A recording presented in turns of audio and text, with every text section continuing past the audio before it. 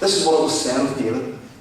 It says, one of the servants answered, I have seen a son of Jesse of Bethlehem who knows how to play the harp. This is David they're talking about. He is a brave man and a warrior. He speaks well and is a fine-looking man, and the Lord is with him. What an amazing thing to be said about a young man, David, this shepherd boy, probably no older than a lot of you guys here. Yet said of him that he's a brave man, he's a warrior, and the last wee bit, the Lord is with him. The Lord is with him. And over the years, as I've thought about me, as I've thought about my life, I've had to be brave. Sometimes I've been a wimp in so many situations.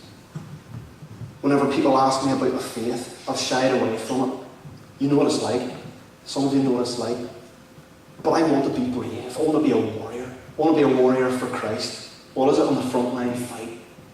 A fight for my Saviour with all of my might. No matter what troubles, He will always bring me. I love that song. Anyway, I want to be a warrior for Christ. Honestly, how amazing would it be, for someone like me, someone like you, an unlikely choice in the kingdom of God, to be a warrior for Christ, to be brave. How amazing is it that we can be like this? Because God makes us like this. Well, how good would it be? This is my prayer for you young people, that people would say, they're brave. See those guys who are down in Woodlands that week, they're warriors for Christ. God is with them. God is with them. I've learned this over the years, that God is with us. It says in the Bible that Jesus is Emmanuel, God with us. God is with us. If you're a Christian, God is with you. This week, guys, as we go out and about, God is with us. You can be sure of that. God is with us. Let's be brave. We can be brave. We can be warriors for Christ. The third thing about David is, you all know the story of Goliath, yeah? In the story of David and Goliath, the Israelites were terrified of Goliath, this huge, big, 9-foot giant from the Philistine army. They were terrified, and yet somebody had to come out and fight him. Who was it that came out?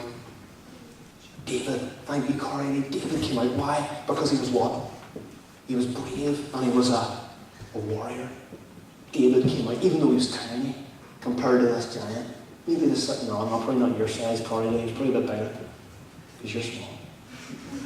He's even small. No, he's bigger than you. Oh, okay, they're small. We'll talk about that later. So David comes out, small David, shepherd boy, and he beats the giant. Why? I thought about this. Why did he do it? Because he believed in God, because he was brave, because he was a warrior, because he had courage, and he trusted God. And he beat the giant. And as I think about that, I think about my own life, facing giants every day. Every single day, you young people face giants, don't you? There's all sorts of things that stand up against you. All sorts of things that come your way. You'll remember hearing about that in YF, if some of you were here not so long ago. Hearing about the giants in our life. We face them every day. Giants of all sorts of things. And I believe, and I've tried over the years to live out the fact that God is with me, and that we can face giants and take them on. We can overcome things because God enables us to. The fourth thing about David's life, and I'm going to just move through these quickly. David's life was full of victories and it had defeats. If you read through the Bible, David was victorious on many occasions, but he also experienced defeat. And there was times when life got really low for David. And I just want to say again what I said a wee bit earlier, that life can be like that. That life can be full of highs, and maybe more often than that, there are lows that really get us down. And again, just looking at the life of David, it was clear that he was willing to count the cost of following God and to believe that God was with him through the good and through the bad. And for me, that journey, I've been learning that over the last 10, 11 years, that God is with me through the battles, through the victories, through the times that I feel defeated, through the times when I'm on the knees, through times of tears, that God is still with us. And I think it's so important for you young people just to be able to acknowledge that, and this week just believe it even more. David's life had victories and it had defeats, but God was still with him. Fifthly, God made David a promise. Will you hear this? This is what God promised David. He said, I have been with you wherever you have gone, and I have cut off all your enemies from before you. Then he says this, isn't this amazing for God to say about someone? He says, now I will make your name great, like the names of the greatest men on earth. God, the thing is, guys, God made a promise to David. He said he was going to make him great. You know, how amazing would that be if God was to say that? Do you know what God is saying that about us?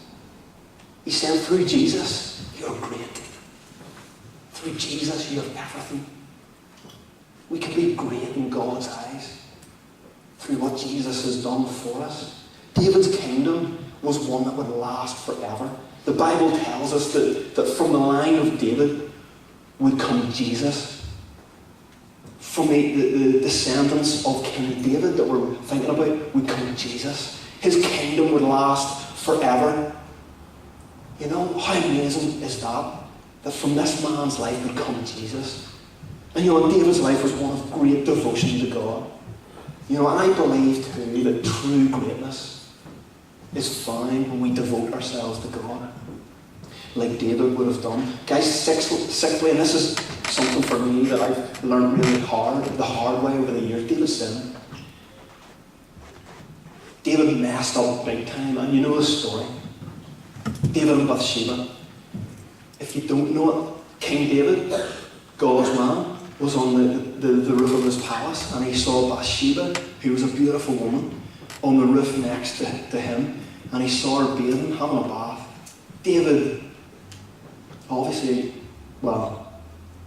David's mind went on a journey, yeah, and David ended up having an affair with Bathsheba, who eventually had a child. Bathsheba's husband, by the way, David had sent her husband out to the front lines to fight so that he would get killed. You know, David sinned. David messed up. David made mistakes. David had an affair. You know, when I think about that, I think that is sick. You know, that's terrible that he would do this, that this man of the Bible would do this. David sinned. And you know what? David was selfish. David was thinking of himself, wasn't he? Let's face it. When he was on the roof that day or that night, whenever it was, he wasn't thinking about Bathsheba's husband. He wasn't thinking about anyone else. He was thinking about himself. He was thinking about number one. He was selfish and he sinned. David messed up. And do you know what I'm going to tell you? It's absolutely no surprise that I'm like this as well. I've learned this over the years, that I'm constantly battling with the Stuart that is sinful, with the Stuart that is selfish, with the Stuart that messes up all the time. You know what? And I love some of you young people who I know well, who say things to me, you know, like, Stuart, I made a big mistake. You know, and you're honest about it. Do you know why? Because we're all sinners. We all make mistakes. And I've been on a journey. I used to beat myself up and you know, I'm not saying that you shouldn't, or that you should take sin lightly, because we shouldn't. You know, as followers of Jesus, we should be seeking to live for him. And when you do that, and when you're closer to God, you do sin less, you know, but we do mess up, we make mistakes. But I've learned over the years that I'm always battling with this. But I've learned what God said about David. Listen to this. You know, we can all be, we're all sinners, aren't we? We can all be selfish. But what did God say about David? Some of you will know what's coming. This is my last point about David.